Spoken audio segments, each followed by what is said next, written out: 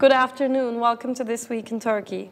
Today we're joined by Liesl Hintz, who is an assistant professor at Johns Hopkins University's School of Advanced International Studies, and we'll talk about her recent book as well as the latest developments in Turkish foreign policy.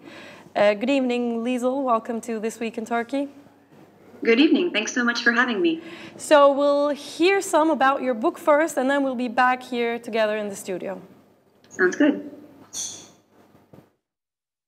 Liesl Hintz's latest book sheds light on how the trajectory of the Justice and Development Party AKP's rule offers an ideal empirical window into the puzzling shifts in Turkey's domestic politics and foreign policy. The book argues that the policy transformations under President Recep Tayyip Erdogan do not align with existing explanations based on security, economics, institutions, or identity. In Identity Politics Inside Out, Liesl Hintz teases out the complex link between identity politics and foreign policy using an in-depth study of Turkey. Rather than treating national identity as cause or consequence of a state's foreign policy, she repositions foreign policy as an arena in which contestation among competing proposals for national identity takes place. Drawing from a broad array of sources in popular culture, social media, interviews, surveys, and archives, she identifies competing visions of Turkish identity and theorizes when and how internal identity politics became externalized. Hintz examines the establishment of Republican nationalism in the wake of imperial collapse and examines failed attempts made by those challenging its Western-oriented, anti-ethnic, secularist values with alternative understandings of Turkishness. She further demonstrates how the Ottoman Islamist AKP used the European Union accession process to weaken Republican nationalist obstacles in Turkey, thereby opening space for Islam in the domestic sphere and the foreign policy targeted at achieving leadership in the Middle East. Welcome back. So we've just heard about your recent book, which is titled Identity Politics Inside Out, National Identity Contestation and Foreign Policy in Turkey. And this book tackles the intersection between domestic politics and foreign policy. Can you start by explaining for our viewers why this intersection is important? Sure. So I think the intersection between identity politics and foreign policy is so important because I think it's misunderstood or underexplained. So often we think of foreign policy as a cause or consequence of identity politics. So a state is a Western nation or a European nation or a Muslim nation, and so it has a particular foreign policy. Alternatively, we think of it as a cause of identity. So a state joins the EU, or it joins ASEAN, or it joins some of these other international organizations, or it joins a particular alliance, and its identity politics start to change. So rather than thinking of identity politics and foreign policy, or foreign policy specifically, as cause or consequence, I look at it as an arena in which these debates take place.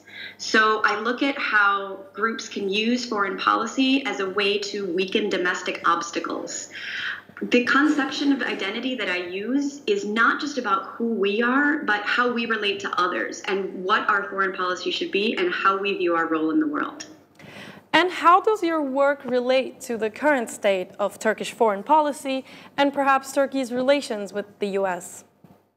Sure. So first, I talk about how the AKP is able to use EU accession to weaken domestic obstacles that, frankly, would not allow the current foreign policy of the AKP were they still as strong as they used to be. So they use democratization criteria to try to weaken the role of the military, to weaken or reconfigure the judiciary. So once that domestic playing space is opened up, the AKP is able to implement its own version of foreign policy according to its own understanding of identity and Turkey's role in the world. And for the AKP, using what I call Ottoman Islamism, this has to do with making Turkey a strong Sunni Muslim leader in the region, which is antithetical to what previous governments under what I call a Republican nationalist identity wanted to see Turkey do. So you see with this a much more engaged policy with the Balkans, the Caucasus, and the Middle East. You see a lot of anti-EU and anti-US, particularly Western rhetoric. I think that, the tensions with NATO right now, the hostile rhetoric used back and forth with the US, the blaming of the US for the involvement in the coup in 2016, and the debates right now, even over Turkey's purchase of a missile defense system from Russia, a lot of that stems from that anti-Americanism pushing back. Now, it's important to recognize anti-Americanism isn't unique to the AKP or to Ottoman Islamism, but the way in which that nationalism can be built up throughout elections really comes across in the tensions that we see with the U.S. right now. So before we shift our focus away from your research and closer to what's going on nowadays, current affairs, we'll have to watch a video first, and then we'll be back here again in the studio. The United States on Tuesday offered rewards for information on 3 senior members of the PKK. If they follow through, we will see it positively. But if, in the big picture, this is to veil engagement with the YPG, it will come out in a few days, said presidential spokesman Ibrahim Kalın in a televised interview. United States say they hold the YPG separate from the PKK, but they can't fool anyone with this, he added. Welcome back. So as we've just heard in the previous video, the US recently announced $12 million worth of bounties for the 3 top leaders of the PKK. But it's known that the US at the same time supports the militant Kurdish group YPG in Syria, which in turn Turkey sees as a terrorist organization. How do you evaluate this strategy, and do you think this is sustainable in the long term? Well, I think that the U.S. Has found it from a strategic standpoint very convenient to support the YPG and to not define it as a terrorist organization. But in practice, that just doesn't make a lot of sense, because we know that there are clear personnel links, ideological links. The YPG and the PKK both see Öcalan as their leader. So it's quite convenient for the U.S. to see the YPG, which plays such an important part, such an important role in the Syrian Democratic Forces in the fight against the Islamic State, and to ignore the fact that there are these very clear links with the PKK. I think the announcement of the bounties was welcome in Turkey. Defense Minister Akar said this is overdue, this should have happened a long time ago. But I think it's a way of the U.S. trying to placate Turkey in a sense, while still continuing to rely on the YPG. I think Turkey's worried about that as well, that this is just a bit of a concession to Turkey, but that the U.S. is going to continue its support of the YPG. Mm-hmm. Let's move on from there and let's get to the sanctions on Iran. The Trump administration recently announced new sanctions against Iran earlier this week, as you know, and it has a strong focus on hitting the country's oil industry. And Turkey happens to be among the 7 countries who have been exempt, who are allowed to continue importing oil from Iran. How do you think these recent sanctions on Iran could affect Turkey in the long term? Well, I think first it's important to recognize that, since the release of Pastor Andrew Brunson, the U.S. and Turkey have been trying to find common ground. Specifically, the U.S. has. And the U.S. has made a number of concessions to Turkey. One of the concerns about that is that it removes some of the pressure that was put on Turkey, such that those U.S. Citizens, as well as foreign nationals who are still held in Turkish prisons, won't have the kind of leverage backing them. I remember thinking, if the U.S. wanted to make a concession to Turkey, what they should do is exempt them from the oil sanctions, and that's apparently exactly what happened. But again, the problem is that you lose some of that leverage and you almost embolden the regime. At the same time, you see that Erdogan, after his parliamentary group meeting on Tuesday, lashed out at the U.S. and said that he's not going to respect the natural gas sanctions and that he needs, not for his people to freeze during the winter. So rather than be grateful for these kinds of concessions, I think that there's a very strong pushback. And finally, let's conclude with the impact of the U.S. midterm elections and how this could affect Turkey-U.S. relations. So how do you think the current political climate following the midterm elections in the U.S. Could have an impact on its relations with Turkey? So I think it could have a substantial impact. I know a lot of Democrats in the U.S. were hoping for more seats in the Senate and some governor races to be won. But the fact that the Democrats take control of the House is a major step. The House can be a check on President Trump's foreign policy. We have skilled foreign policy and former military members who are coming into the House who are going to have a lot more expertise. The fact that you're also going to have the leadership of some of these major oversight committees, such as the Foreign Affairs Committee and the Armed Services Committee, I think is going to be very important. I think that there is going to be a pushback against the U.S.-Saudi relationship and the fact that the U.S. was or President Trump specifically, was very hesitant in trying to call MBS, Saudi in general, out for the Khashoggi incident. I think that there's also going to be a lot more concern for human rights, such that this policy of continuing to support authoritarian leaders without necessarily calling them out for their human rights abuses, I think there's going to be a big change on that. At least that's the hope in D.C. from the Democrats at this point. Mm-hmm. Thank you very much, Liesl, for your comments and talking about your new book, and hope to see you again. Thank you so much for having me. It was a pleasure. Today, we were joined by Liesl Hintz from Johns Hopkins University's School of Advanced International Studies, and she talked about her new book as well as the latest developments in Turkey's foreign policy. And now we'll continue with our next news video. Inflation in Turkey surged to over 25% in October, from the same period the year earlier, the highest annual rate for over 15 years, according to the Turkish Statistics Institute. The 25.24% inflation rate for October marked a new increase on the 24.52% recorded in September.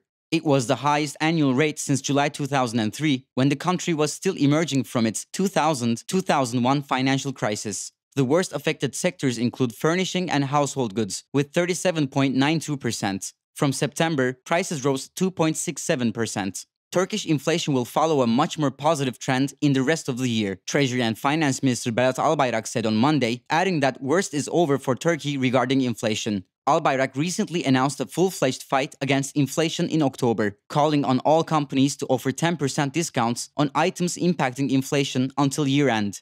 Last week, he also announced a consumer tax cut to furniture, white goods, and motor vehicles, which economists say will trim year-end inflation by around 1%. The United States reintroduced sanctions against Iranian oil on November 5th.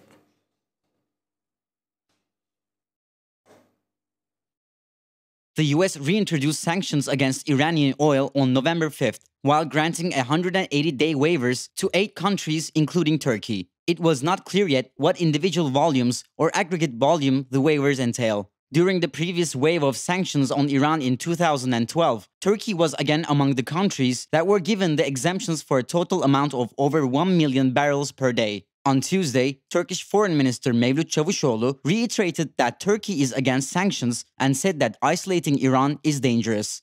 Turkish President Recep Tayyip Erdogan also said Turkey will not honor renewed US sanctions on Iran's oil and shipping industries when waivers expire in 6 months.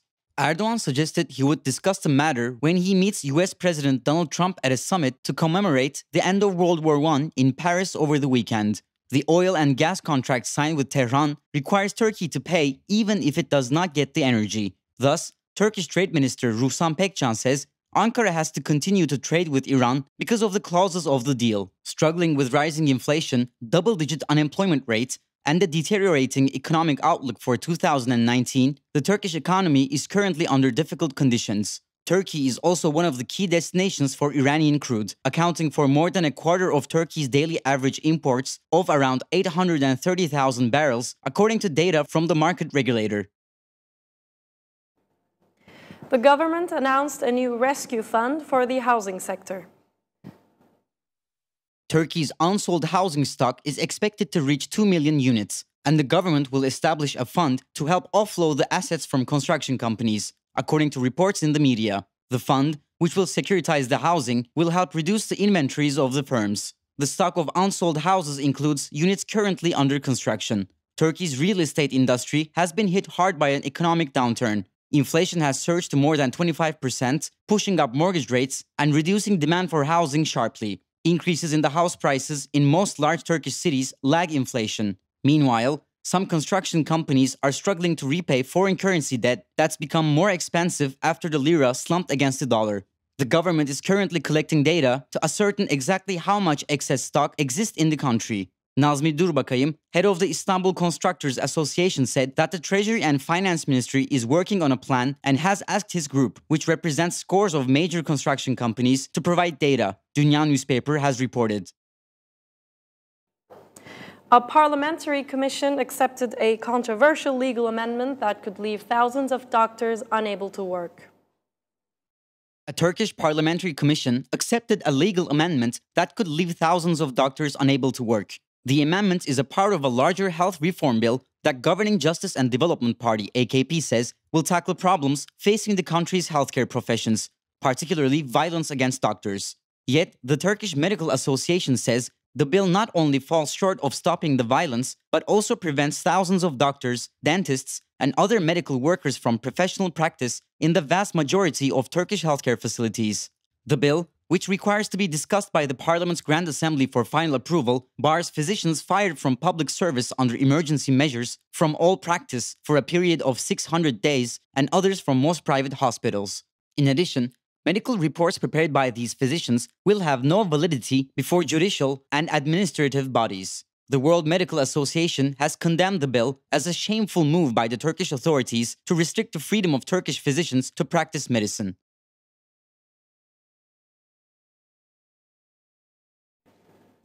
Medyascope TV received Boston Bull's 2018 Human Rights Award. Boston Bull, a civil society group founded by Turks living in Boston, following the Gezi Park protests of 2013, awarded its first annual Human Rights Prize to Medyascope TV. Starting from 2018, the group will award the Human Rights Prize to a group or institution which has shown visible effort in the struggle for human rights and democracy. While receiving the award, Medyascope TV's editor-in-chief Ruşen Çakır emphasized the growing need for and the importance of unbiased, non-partisan, and pluralistic reporting in an environment where social and political pressures have almost completely obstructed the mainstream outlets for objective journalism. In his speech, Çakır said, "Our number one principle is to survive. We don't have great expectations. Our only aim is to do our job, and while doing so, we want to be as independent and free as possible. This isn't an easy job, and it can no longer be done through traditional mediums and the mainstream media." Following his speech, Çakır gave a talk titled "Independent and Free Journalism in Times of Post-Truth and Authoritarianism, the Medyascope Experience." Now we'll take a look at what's on in Istanbul next week. Do I still care about all my recall me? Egyptian-Belgian singer and songwriter Tamino will be at Zorlu PSM with his immersive vocal range tonight. Tamino Muharrem Fuad, widely known as Tamino, is a half Egyptian, half Belgian artist who is currently based in Antwerp. Tamino's debut EP, Habibi, showcases his immersive vocal range as well as presenting an impressionistic tableau of his many mood and skills.